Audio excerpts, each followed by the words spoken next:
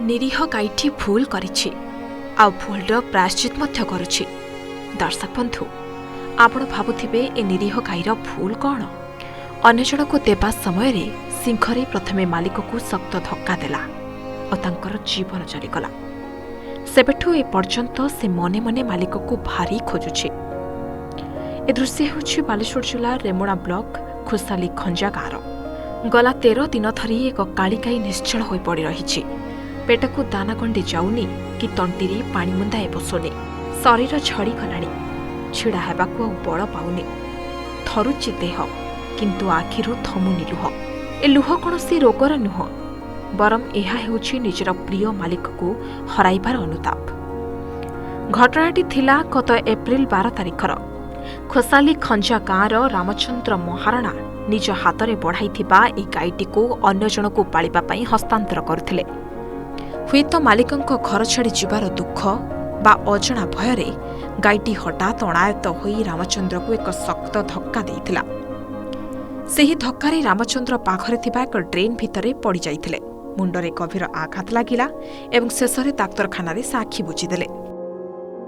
दुकान को बाहर से गाई नेबा से लोकटा आसीले से कहते मुझे थाऊ से नेबा कथा नहीं जीवे तमें कहीं जाऊच ना तो जा देखे दी आसबू तू मुझे ना मुझे मरते जीवी ना सी कहले कहले मुझे जाऊँ से गेट कती गले जाकि किस कले ठिया कहते नहीं जाऊ तो दौड़ दौड़ बांधिक नहीं जाओ से समय गाईटा एपट को आसिक फू करदेला से चलीगले पड़गले नाड़ पड़ जा उठिक आणिक घर बसागला बसाला सी कथा कही पारे डाक्तरखाना नहीं गले तो डाक्तरखाना नहीं गले भुवनेश्वर भुवनेश्वर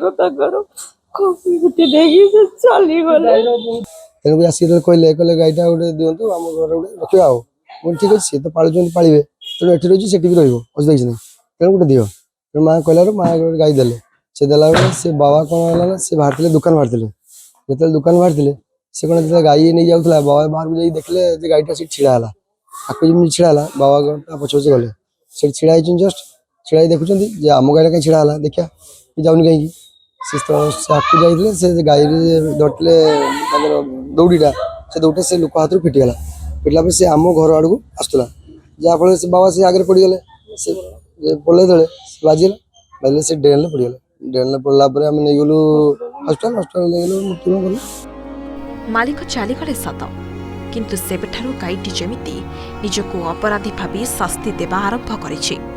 जो हाथ ताकु दिने खुआई बड़ करिथिला से हाथ आउ नाही बोली बोधहुए से जानी पारिछि। 13 दिन हेब से गोहाल को फेरिनी कि खाइबा छुईनी। खरा काकर और शीतरे सेमिति पड़ी रही से केवल लुह झराउछि। रामचंद्र मृत्यु पर परिवार मानसिक स्तर में भांगी पड़िछन्ति। पुओ गणेश एवं स्त्री सुमती आखिरु लुह सुखुने। जो गाई को सेमाने पिला भली पालिथिले ताकु एबे पाखरे रखिबाकु भी सेमाने भय करुछन्ति।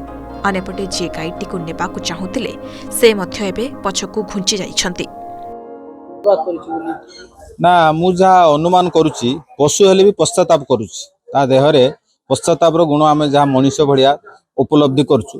10 दिन धरी से खाई ना जमी रामचंद्र महाराणा को देहांत होगला 10 दिन धरी खाई ना आंकर शुद्धि क्रियार पर्म पर जड़े कि आम ग्राम बासिंदा नहीं पानी आ कौन खाद्य देला से दिन 10 दिन दिन दीपर बेले पानी पीला किसी खाई ना एबे देखुची किसी खाई ना शरीर मध्य क्षीण होगला छेड़ा हवा थरुची सी हाँ सी अनुताप करुची जे मो मालिक को मुझे बिंधा फल देहांत हो जेहेतु आमको डाकी किसी दिन पूर्व आमको गाई नबार था आम सब नहीं नुलु किसी दिन पर जदि गोरु आमको 4टा 4:30 घंटा टाइम देते गोरुड़ा को कहले दौड़ी नहीं आस कि पका नहीं आस बांधिकी आ भितर घर भितर जो गाई नौले 10-15 राउंड मारला थकीगला गोरुटा स्थिर है बंधागला माँ जे मालिकानी बांधिदेला तो आम तो नहीं जाऊँ घर आड़ को एठू पूरा गेट खोलला दौड़ला से छक पाखापाखि स्लो होगला जो मत मारे मुंडिया गुड़ेला मुझे साइड हो गली साइड होला गोटे कंराली लोकटा बुढ़ा लोकटा चली चली आसला टेकिकी ड्रेन पकेला आड़ को मुझे तू गला उठेया को जाकि तो पुणी गाईटा बुलिकी सडन आसवा टाइम मालिक मुंडे बाड़े से ड्रेन पड़े।